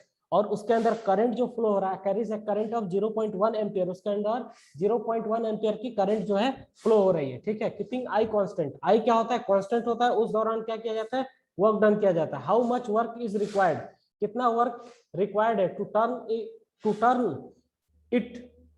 Turn in it external magnetic field, यानी इसके अंदर कितना वर्क डन किया जाए ताकि इस कॉइल के अंदर, ठीक है, कॉइल को 180 डिग्री पे, यानी कॉइल के अंदर जो कैपिटल एम है, यानी कॉइल के अंदर जो कैपिटल एम है उसको 180 डिग्री पे टर्न किया जाए। ठीक है, एक्सिस के अबाउट। ठीक है, उस कौन से एक्सिस के अबाउट? पहला तो एक एक्सिस दे रखा है मैग्नेटिक फील्ड के परपेंडिकुलर होगा। ठीक है, दूसरा फिर से एक बार समझाता हूं, शायद से आपको समझ में नहीं आएगा। A circular coil of 100 turn, कोई एक सर्कुलर कॉइल है जिसके अंदर 100 टन दे रखा है। इफेक्टिव रेडियस उसकी जो है, रेडियस 0.5 मीटर दे रखी है। उसके अंदर करंट जो है 0.1 एम्पियर आ रहा है। ये डेटा है। अब हमसे पूछा जा रहा है कितना वर्क करना पड़ेगा। ठीक है, how much work is done या रिक्वायर्ड इन इट, इसके अंदर, by an external magnetic field. ठीक है, राइट, यहाँ पे क्या है? By an external magnetic field, एक लाइन एक वर्ड जोड़ देना, by an external magnetic field, जिसकी वैल्यू क्या दे रखी है? 1.5 वेबर पर metre square through 180 degree about an axis perpendicular to the magnetic field. The plane of the coil is initially perpendicular to the magnetic field. अब मैं diagram बनाता हूं तो समझ में आएगा आपको। ठीक है, देखो सबसे पहले हम एक कॉइल बनाएंगे। ठीक है, दिस इज द कॉइल, ऐसे कॉइल है। अब मैं डायग्राम बनाते जाता हूं और क्वेश्चन को जो है आपको देखते जाना है। इस कॉइल के अंदर क्या है? मैग्नेटिक फील्ड कुछ इस तरह से रखा जाता है कि जो एक्सिस है वो क्या है? मैग्नेटिक फील्ड के परपेंडिकुलर हो जाए। तो मैग्नेटिक फील्ड को मैं क्या करता हूँ? बाहर की तरफ रखता हूँ। ठीक है, और एक्सिस को जो है ऐसे बना लेते हैं जो भी, राइट। सो मैग्नेटिक फील्ड जो होगा जेड डायरेक्शन में होगा। ठीक है, जेड का पॉजिटिव में होगा, जेड पॉजिटिव, पॉजिटिव जेड में क्या होगा? मैग्नेटिक फील्ड होगा, यानी डॉटेड डायरेक्शन में। ठीक है, मैग्नेटिक फील्ड किधर होगा? डॉट के डायरेक्शन में। और एक्सिस जो होगा ना वो ऐसे पास करेगा वाई के अलोंग। ठीक है, वाई से इस तरह से। ये क्या हो गया? सपोज करो ये एक्स हो गया और जेड किधर है? बाहर की तरफ है। मैग्नेटिक फील्ड जो है क्या है? किधर से पास कर रहा है? बाहर से जेड में जा रहा है। और ये क्या है? दिस इज वाई एक्सिस, ऐसे। तो अब देखो यहाँ पे मैग्नेटिक फील्ड पहले क्या है? परपेंडिकुलर है किसके? सॉरी, वाई एक्सिस क्या है? परपेंडिकुलर है बी से। और वाई एक्सिस से ही हम ये कंसीडर कर लेते हैं कि एक्सिस पास कर रहा है, क्योंकि क्वेश्चन में हमको दे रखा है axis is passing through B, B से जो है एक्सिस परपेंडिकुलरली पास कर रहा है। तो ये फर्स्ट कंडीशन हो गया। अब दूसरा कंडीशन इसके अंदर क्या है कि अब जो है ना हम क्या करते हैं, इस लूप को इस एक्सिस के अबाउट जो वाई एक्सिस से पास कर रहा है इसको 180 डिग्री पे टर्न कर देते हैं। इनिशियल जो भी सिचुएशन था, फाइनली क्या करते हैं हम इसको 180 डिग्री पे टर्न कर देते हैं। तो देखो इनिशियली ये सिचुएशन ऐसे है यहाँ पे, और फाइनल सिचुएशन कुछ इस प्रकार होता है। फाइनल सिचुएशन कुछ ऐसे होता है, बी क्या है? एक एक्सटर्नल अप्लाइड मैग्नेटिक फील्ड है। ठीक है, जो किधर की तरफ है? बाहर की तरफ है, जेड के डायरेक्शन में। ठीक है, डॉटेड है B, B is in dot direction. अब इसको क्या किया गया है? इसको 180 डिग्री से टर्न कर दिया गया है। यहाँ पे अगर हम एम की बात करें, इस लूप के अंदर जो रेड वाला से मैंने बनाया हुआ है, तो एम किधर की तरफ होगा? जेड के तरफ ही होगा, perpendicular to the plane of the motion. ठीक है, और यहाँ पे जब 180 डिग्री से रोटेट कर देंगे तो एम जो होगा, कैपिटल एम, वो किधर की तरफ हो जाएगा इस बार? अब कैपिटल एम जो होगा ना, कैपिटल एम वेक्टर, वो किधर की तरफ होगा? माइनस के तरफ हो जाएगा। राइट, मेरी बात समझ में आ रही है? ठीक है, माइनस के तरफ हो जाएगा। क्योंकि मैं ये मानता हूं कि इनिशियली, ठीक है, ये जो है ना पहले बी था इधर की तरफ और इधर ही क्या है एम भी है, ठीक है, दोनों तरफ क्या है एम है। अब जब लूप ही 180 डिग्री से चेंज हो गया तो बी तो अपनी जगह पे है क्योंकि बी बाहर से अप्लाई किया गया है, लेकिन जब लूप चेंज हुआ तो क्या हो गया, एम भी चेंज हो गया। एम की डायरेक्शन जो पहले बाहर आती थी वो क्या हो गई, अंदर आ गई। तो थीटा 2 जो है आपको क्या दे रखा है, 180 डिग्री दे रखा है। तो आपको ये चीज कंसिडर करना पड़ेगा कि थीटा 2 जो है क्या दे रखा है 180 डिग्री, तो थीटा 1 की वैल्यू क्या होगी। तो दो वेक्टर के बीच जो एंगल होता है ना, एंगल बिटवीन टू वेक्टर क्या होता है, 0 डिग्री से ज्यादा या 0 के बराबर, और किससे कम होता है 180 डिग्री से कम या 180 डिग्री के बराबर होता है। यानी मैक्सिमम एंगल दो वेक्टर के बीच कितना हो सकता है 180 डिग्री। तो उस केस में क्या होता है, इनिशियली वेक्टर जो होता है, जैसे यहाँ पे बी वेक्टर है और एम वेक्टर है, अगर दो वेक्टर के बीच मिनिमम एंगल की हम बात करें तो 0 डिग्री होगा। उस केस में दोनों वेक्टर एक दूसरे पे क्या होंगे, कोइंसाइड होंगे। और मैक्सिमम एंगल की बात करें तो क्या होगा, बी इधर ही होगा, पोजीशन 1 पे होगा, और एम जो है यहाँ पे चला आएगा, ठीक है, दिस विल बी एम। इस बार एंगल क्या है 180 डिग्री बन जाएगा। तो हमको दूसरा केस दे रखा है, केस ये दे रखा है कि आपको 180 डिग्री से रोटेट किया जा रहा है, यानी पहले जो m था अब उस m को हम क्या किए 180 डिग्री से रोटेट कर दिया हमने। तो वो m पहले वाले m के रेस्पेक्ट में 180 डिग्री से रोटेट हो गया, और जो पोजीशन क्या थी पहले जो थी b की थी वही पोजीशन b की अभी भी है। तो इनिशियली फर्स्ट केस में b और m के बीच एंगल कितना हुआ होगा, 0 डिग्री हुआ होगा ना। किसी भी दो वेक्टर के बीच मैक्सिमम एंगल कितना होता है 180 डिग्री। किस केस में होता है, किस केस में होता है, जब दोनों वेक्टर एक दूसरे से एंटी पैरेलल हो जाएं, ठीक है ऐसे।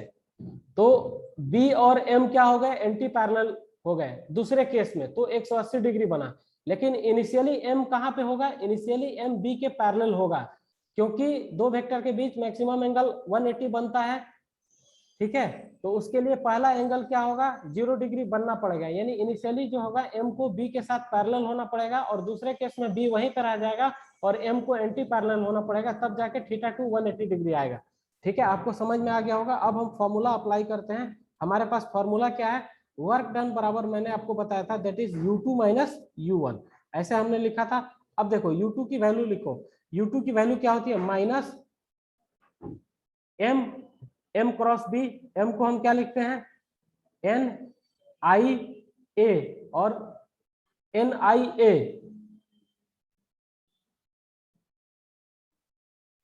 NIA b cos थीटा 2, ये U2 हो जाएगा, minus this is minus NIA, formula जो होता था हमारा b cos थीटा 1 ऐसे। अब देखो यहां से हम क्या करते हैं, कॉमन निकालते हैं। क्या क्या कॉमन निकालते हैं, माइनस आई को हम कॉमन निकाल लेते हैं, ठीक है, माइनस आई और NA B को कॉमन निकाल लेते हैं। अंदर क्या बचता है, यहाँ पे सिर्फ cos थीटा 2 बच रहा है, और इधर को कितना बच रहा है माइनस का cos थीटा 1 बच रहा है। अब देखो थीटा 2 कितना है 180 डिग्री, पुट करो I as it is, n number of turns दे रखा है या नहीं दे रखा है, 100 टर्न्स दे रखा है 100, और a कितना है सर्कुलर कॉइल है तो इसकी रेडियस दे रखी है 0.05, ठीक है, ऐसे हम लिख सकते हैं 0.05, इसका होल स्क्वायर कर दो, और b दे रखा है दैट इज 1.5 वेबर पर मीटर स्क्वायर, 1.5 वेबर पर मीटर स्क्वायर। तो n आई ऐसे रख दो, यहाँ पे आई मैंने बाहर रखा है NIA, एरिया क्या होगा, दिस इज ए सर्कल, तो pi are square, this is pi, this is R square, ये हो गया b। अब यहाँ पे cos थीटा की वैल्यू रखते हैं, cos theta 2 180 degree, cos 180 degree कितना होता है -1, cos 180 degree that will be equal to -1, minus का cos 0 डिग्री, इस तरह से, ठीक है ऐसे। अब देखो माइनस आई को ले लेंगे हम, so minus I will be equal to, I की वैल्यू दे रखा है ना, तो इसको माइनस आई ही रहने दो आप लोग इस तरह से, ठीक है। यहाँ पे जो वैल्यू आएगा ना, ये कितना हो गया 100, this will be equal to 100, and this is pi, और इसको हम क्या लिख सकते हैं, इसको हम लिख सकते हैं 25 इंटू 10⁻⁴, दिस इज 10⁻⁻⁴, ये हो गया, और इसको 1.5 ये एक जगह रखते हैं, ये कितना हो जाएगा, दिस इज -1 और दिस इज -1। यहाँ से आपको क्या मिला मल्टीप्लीकेशन में, दिस इज -2 और यहाँ पे जो है वो क्या हो जाएगा, नेक्स्ट स्लाइड में चलते हैं। So this is equal to -i था हमारे पास, इसको हमने किससे मल्टीप्लाई कर दिया, इसको हमने -2 से अभी मल्टीप्लाई कर दिया। नेक्स्ट जो था हमारे पास वो क्या बचा, स्लाइड बैक करके देख लेते हैं, 100 इंटू पाई, ठीक है, this is 100 number of turns, pi as it is pi are square, R कितना था, दैट इज जो भी था 25 इंटू 10⁻⁻4 आ गया फाइनल रिजल्ट। तो ये हो गया, और चेक कर लेते हैं इसके अंदर क्या सीन है, 1.5 बी की वैल्यू रख देंगे, सो इट इज 1.5, ठीक है, बी की वैल्यू हो गई। अब देखो ये माइनस से ये माइनस कैंसिल हो गया एक दूसरे को, ये प्लस बना देंगे। अब आई की वैल्यू हम एलिमिनेट कर दें, आई बराबर क्या है 0.1 and this is equal to, ये कितना हो गया 2 हो गया,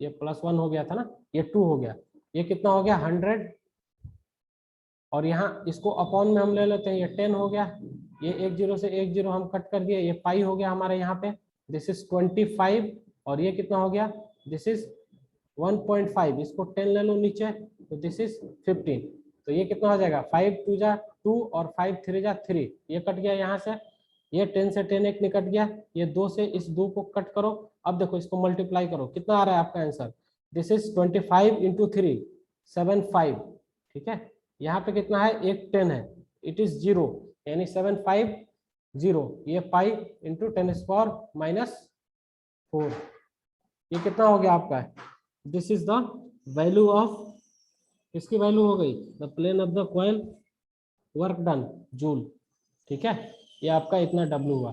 कितने लोगों को समझ में आया, कितने लोगों को नहीं समझ में आया। देखो सेकंड एंगल कितना है, 180 डिग्री से रोटेट कर दिया जाता है, तो आपको ये अंडरस्टूड होनी चाहिए कि पहला पोजीशन ऐसा होगा जहां पे M और B दोनों पैरेलल हो गए, यानी दोनों के बीच 0 डिग्री एंगल हो, क्योंकि दो वेक्टर के बीच मैक्सिमम एंगल 180 होता है, कब होता है, जब इनिशियली दोनों वेक्टर क्या हो, एक दूसरे से पैरेलल हो, जब पैरेलल होते हैं तो 0 1 होता है। आया सर, चलो वेल वेरी गुड। देखो ये बहुत अच्छा क्वेश्चन है, अच्छे क्वालिटी का क्वेश्चन है, और मैं चाहता हूं कि आपको अच्छा न्यूमेरिकल प्रैक्टिस कराया जाए, ठीक है। लल्लू पंजू क्वेश्चन प्रैक्टिस करा के जो है ना एंजॉय करना ठीक नहीं होता है, जितना प्रॉब्लम फेस करोगे अच्छे तरीके से क्वेश्चन को करोगे उतना आप एंजॉय करोगे। अब इसी पर हम एक और क्वेश्चन लेते हैं, बढ़िया सा क्वेश्चन, आप लोग आई होप एंजॉय करोगे वो क्वेश्चन को भी, ठीक है।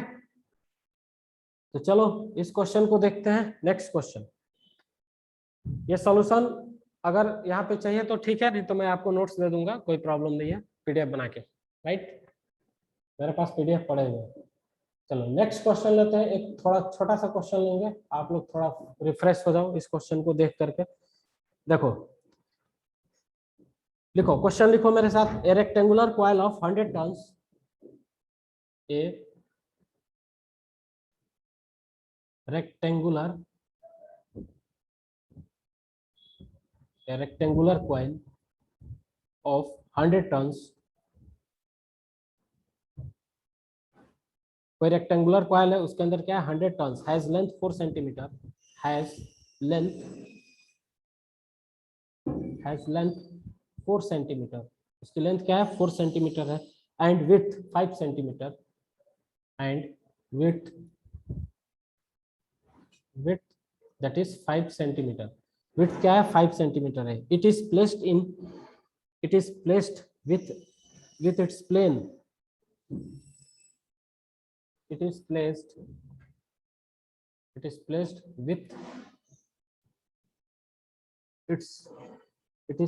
with its plane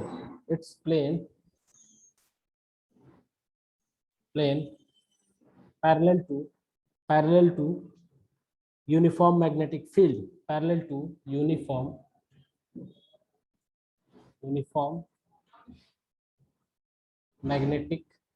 magnetic field, ठीक है, uniform magnetic field, and a current of 2 ampere is sent, and a current of 2 ampere is sent and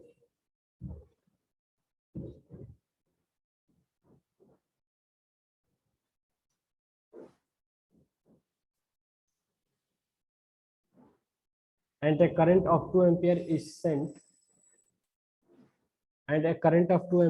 sent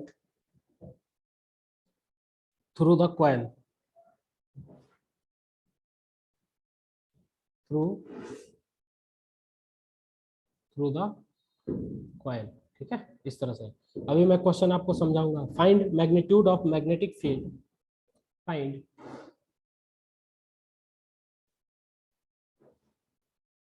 find magnitude of magnetic field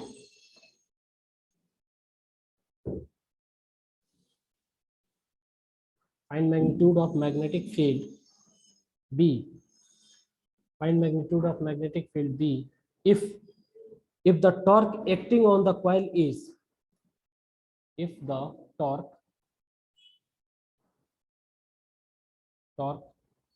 acting on the coil, if the torque acting on the coil is 0.2 newton metre. ठीक है, देखो question को एक बार मैं पढ़ता हूं, आप लोग सुनते जाओ। एक रेक्टेंगुलर कॉइल है, एक कोई करंट कैरिंग लूप है, किस शेप का है, रेक्टेंगुलर शेप का है। उसके अंदर कितना दे रखा है, 100 टर्न्स दे रखा है। ठीक है, नंबर ऑफ टर्न्स क्या है, कैपिटल एन 100 है।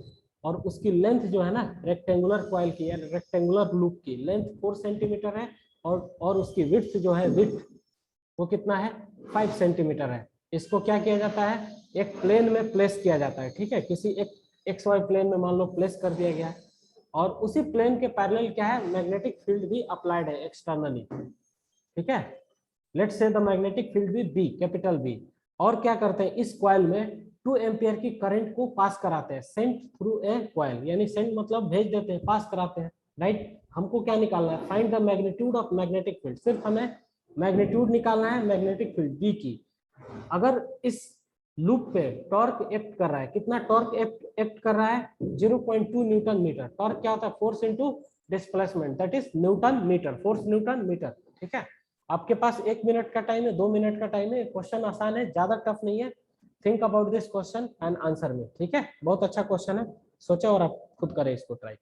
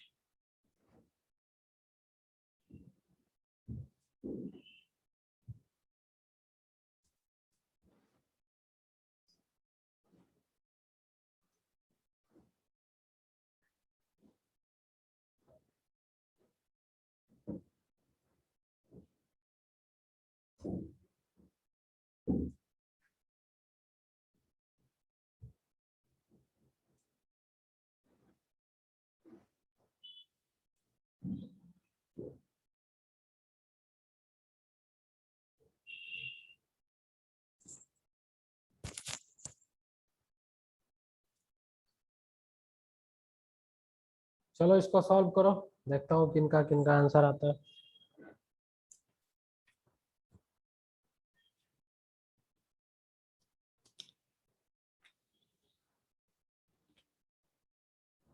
सबसे पहले क्या करोगे, गिवन डेटा लिखोगे, उसके बाद डायग्राम बनाने की कोशिश करोगे। राइट, उसके बाद आप वो रिलेशन लिखोगे जिस रिलेशन में जो पूछा गया वो चीज आ जाए, और जो चीज दिया हुआ है वो चीज आ जाए।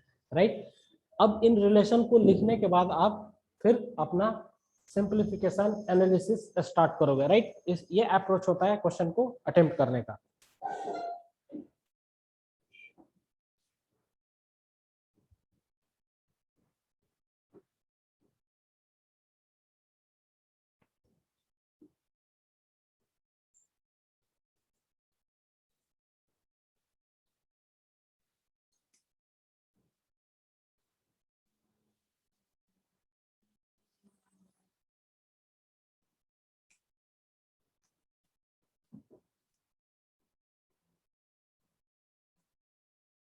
चलो किसका है आंसर, मैं चेक करता हूँ।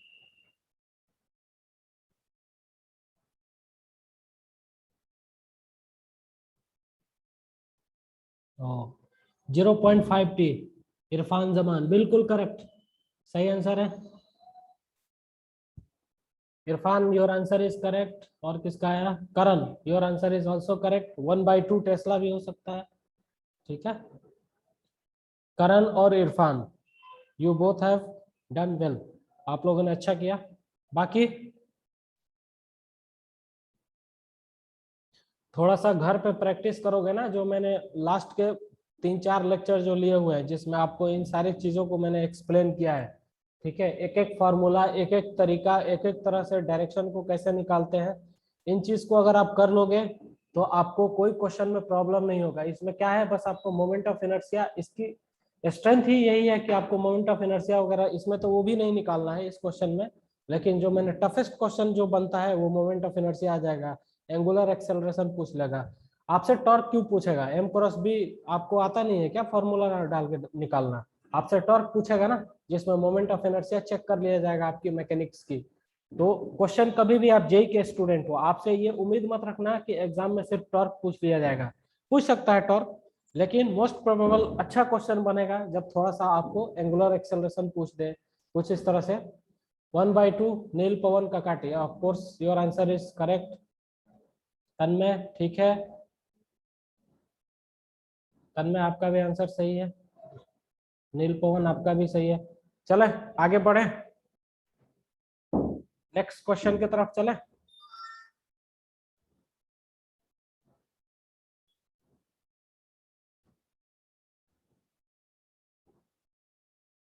चलो इस क्वेश्चन को बस मैं हिंट कर देता हूँ, बाकी आप लोग जिनको डाउट हुआ होगा वो लोग सॉल्व कर लेंगे। देखो इस क्वेश्चन को कैसे सॉल्व करते हैं, देखो बहुत ही सिंपल है। सबसे पहले हम क्या करते हैं, एक एक्स वाई प्लेन बना लेते हैं, ठीक है, राइट। हम एक्स वाई प्लेन बनाते हैं। सपोज करो ये Y Y Y X axis हो गया, इसके परपेंडिकुलर ये जो होगा वाई एक्सिस हो जाएगा, दिस इज वाई एक्सिस। और कहीं ये इधर की तरफ होगा, this is Z axis.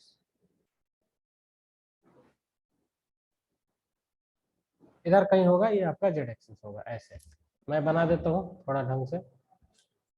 This is your X axis, this is your Y axis, और ये क्या हो जाएगा, ये अंदर अंदर आप लेकर जाओगे, ये ऐसे ऐसे, तो ये आपका हो जाएगा, this is your Z axis. अब क्या कह रहा है कि एक आपके पास रेक्टेंगुलर शेप का कोई कोई रेक्टेंगल है इस तरह से, ठीक है, इसको हम ये करते हैं,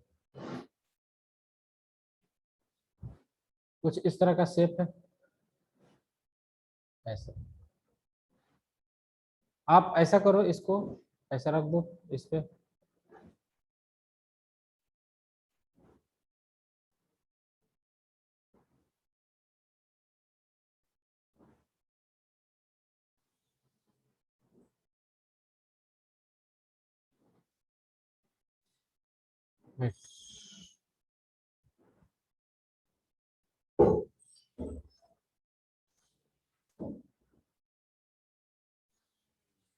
देखो ये एक आपके पास क्या है, रेक्टेंगुलर शेप की कॉइल है, ये लेंथ है एल बराबर 4 सेंटीमीटर है, और ये विड्थ है, ये कितना है 5 सेंटीमीटर, दिस इज 5 सेंटीमीटर। ये देखने में छोटा है विड्थ, बट ज्यादा है। अब क्या किया जा रहा है कि ये एक्स एक्सिस के अलोंग, ठीक है, एक्स एक्सिस के अलोंग इधर एक अप्लाइड मैग्नेटिक फील्ड है, बी क्या है, अप्लाइड है, बी इज यूनिफॉर्म, ये यूनिफॉर्म है, किसके पैरेलल है, एक्स वाई प्लेन के पैरेलल है। एक्स वाई प्लेन में आपका क्या है, दिस इज वाई और दिस इज एक्स, तो एक्स वाई प्लेन में ही आपका रेक्टेंगल रखा गया है, इसके अंदर आई करंट जो है ऐसे फ्लो हो रहा है, ठीक है। सपोज करो आई करंट ऐसे फ्लो हो रहा है इस तरह से, और बी क्या है, यूनिफॉर्म है और एक्सटर्नल है, एक्सटर्नल अप्लाइड है, एक्सटर्नल, ठीक है, आपको समझ में आनी चाहिए। अब हमसे क्वेश्चन में क्या पूछा जा रहा है, गिवन डेटा पे आते हैं, right. Now given data, given data, पहले गिवन डेटा लिख लिया करो, जो भी दे रखा है। क्या दे रखा है, capital N number of turns in the rectangle 100 दे रखा है, this is 100।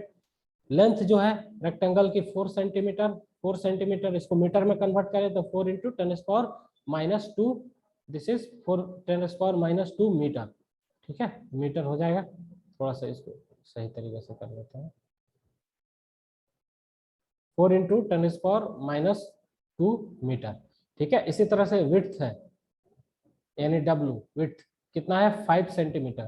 So 5 centimetre is equal to 5 into 10⁻⁻2 metre. ऐसे दे रखा है आपको ये चीजें है। ताऊ ताऊ की वैल्यू इस बार गिवन है, ताऊ ताऊ वेक्टर जो है इस बार दे रखा है, मैग्नीट्यूड दे रखा है, this is equal to 0.2 newton, 0.2 newton metre दे रखा है। ठीक है, ताऊ की वैल्यू न्यूटन मीटर दे रखा है।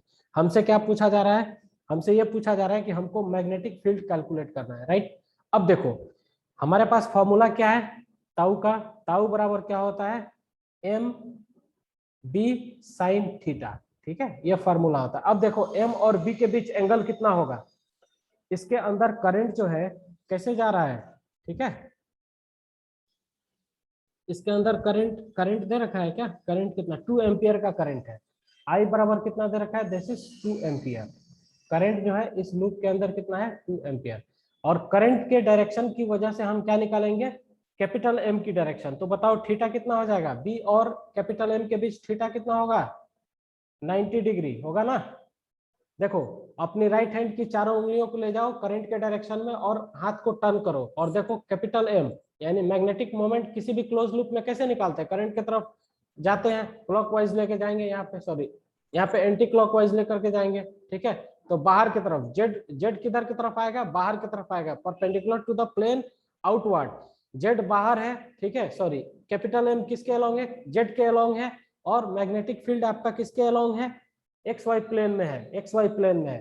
तो जेड और एक्स वाई प्लेन के बीच कितना एंगल होगा 90 डिग्री हो जाएगा ना।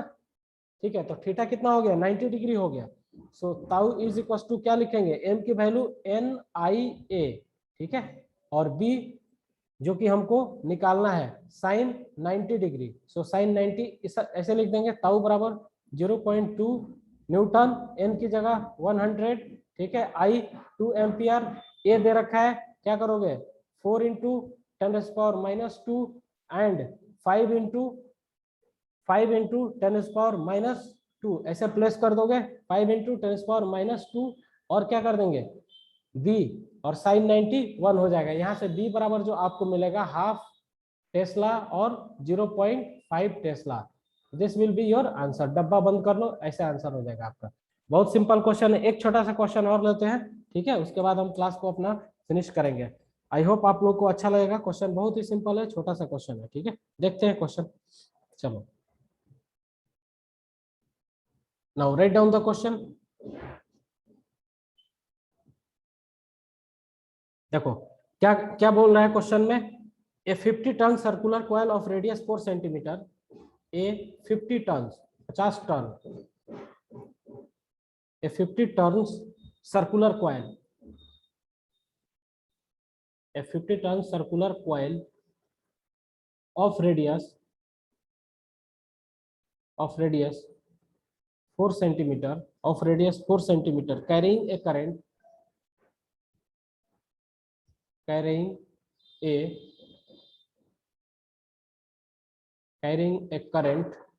a current of 2.5 ampere, carrying a current of 2.5 ampere is rotated in a magnetic field, is rotated in a magnetic field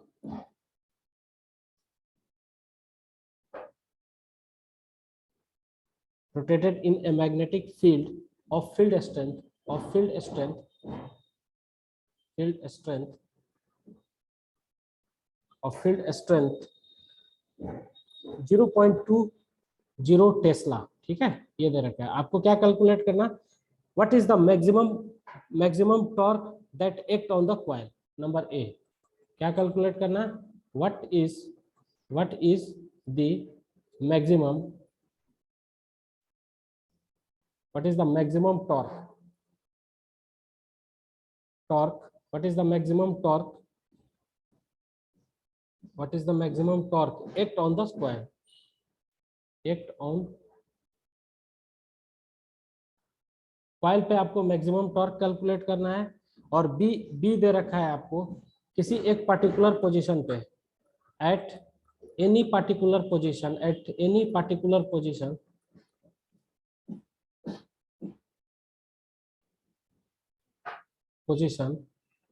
if position, मेरे साथ क्वेश्चन लिखते जाओ आप लोग, फटाफट इसको सॉल्व करना है, एक का आंसर निकालना है। Particular position if tau is equal to, क्या दे रखा है, tau max. If tau is equal to tau max, then what is the angle of, what will be the value of theta, what will be theta, theta की value क्या होगी। चलो first calculate करो, सबसे पहले गिवन डेटा लिखो, right, given data क्या दे रखा है आपको इसके अंदर, गिवन डेटा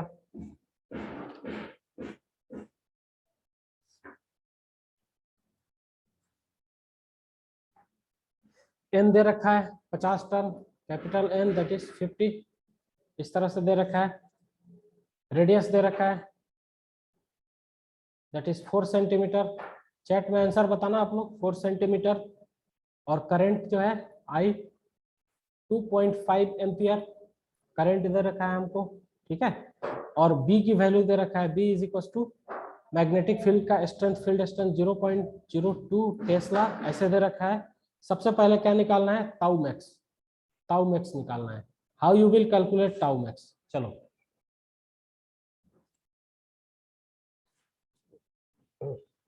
एक मिनट आप लोग सोचो, अब तो टाइम हो गया, कोई इश्यू नहीं है, फटाफट इसको करो, चैट में आंसर बताओ। देखो हमारे पास जो फॉर्मूला है, ताउ बराबर क्या होता है, m cross B, m cross B vector, देखते जाओ इधर। So tau is equal to m b sine theta, यही होगा ना। तो अब देखो m क्या होगा, m की वैल्यू लिखेंगे n i a, चलो देखते हैं, N I A B sine theta, इस तरह से this is the value of tau. इसका आंसर आया 45 पाई 10 इनवर्स 3। अरे नहीं नहीं, तुम लोग कहाँ घूम रहे हो, ताउ मैक्स निकालना है आपको। 45 पाई तो नहीं होगा, इसका आंसर होगा आपका 4 इंटू 10⁻², 4 पाई इंटू 10⁻² न्यूटन, ठीक है। ये कौन बताया, नहीं नहीं, करण सही नहीं है, और Tanmay Prasar, your answer is not correct. चलो देखो फटाफट देखो इधर, मैं करता हूँ। देखो अब आपको क्या करना है, यहाँ पे ये n कांस्टेंट है, i कांस्टेंट है, a भी कांस्टेंट है, b भी कांस्टेंट है, ठीक है। ये तो n एक बार दे दिया आपको, number of turns, i current दे दिया है, फिक्स होगा, डेटा है, a एरिया भी कांस्टेंट होगा उस सर्कल का, मैग्नेटिक फील्ड भी कांस्टेंट है। तो ताऊ किसके साथ प्रोपोर्शनल है, साइन थीटा के साथ, ठीक है। अगर ताऊ की वैल्यू मैक्सिमम चाहिए तो साइन थीटा को क्या होना पड़ेगा, मैक्सिमम होना पड़ेगा ना। ताऊ मैक्स होगा कब, जब साइन थीटा क्या होगा, साइन थीटा मैक्स होगा। साइन थीटा मैक्सिमम कब होता है बताओ, साइन थीटा, साइन थीटा की मैक्सिमम वैल्यू कब होती है, साइन थीटा की मैक्सिमम वैल्यू 1 होती है, ठीक है। 2 पाई नहीं, 2 पाई 4 पाई 10, हाँ 10 इनवर्स, हाँ Tanmay Parashar correct, your answer is correct, ठीक है। मैंने देखा नहीं था सही से, Tanmay Prasar, your answer is correct. देखो साइन थीटा मैक्सिमम वैल्यू 1 होता है, कब 1 होता है, जब थीटा क्या होता है, theta is equal to 90 degree होता है। तो यहाँ पे क्या हो जाएगा, देखो ताऊ मैक्स कब मिलेगा, ताऊ मैक्सिमम कब मिलेगा, जब आपका क्या हो जाए, N I A B sine 90, sine 90 ले लोगे तो साइन 90 डिग्री, ठीक है, ये 1 हो जाएगा। मैक्सिमम वैल्यू साइन थीटा की 1 होती है, तो आपको एक बार फंक्शन बनाना पड़ेगा फिर। अब यहाँ से जो आपका आंसर आएगा ताऊ मैक्स का, ये होगा 4 पाई इंटू 10⁻², ठीक है, न्यूटन मीटर, ये आपका आंसर होगा। Please note down this answer. चलो अब क्लास को हम खत्म करते हैं यहीं पे। 4 पाई 10 इनवर्स -2 बिल्कुल सही है। 2 पाई इरफान जमान नहीं, your answer is not correct. 4 into 10 to the power -4 नहीं, Neel Pawan, your answer is also not correct, ठीक है। देखो आप सॉल्व करोगे, सबसे पहले आपको ये देखना पड़ेगा कि ताऊ के साथ वैरी कौन कर रहा है। ताऊ मिनिमम पूछ देता तो क्या लेते हैं, थीटा बराबर 0 डिग्री लेते हैं, साइन थीटा कितना लेते हैं, 0 लेते हैं। साइन थीटा 0 किस पे होता है, एन पाई पे होता है, ठीक है।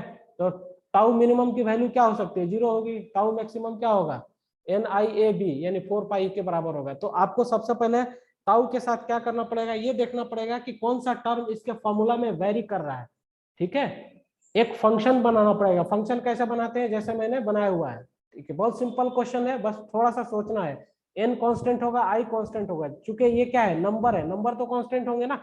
सिर्फ ये वेरी कौन सा कर सकता है, थीटा की अलग अलग वैल्यू पे साइन थीटा अलग अलग वैल्यू दे सकता है।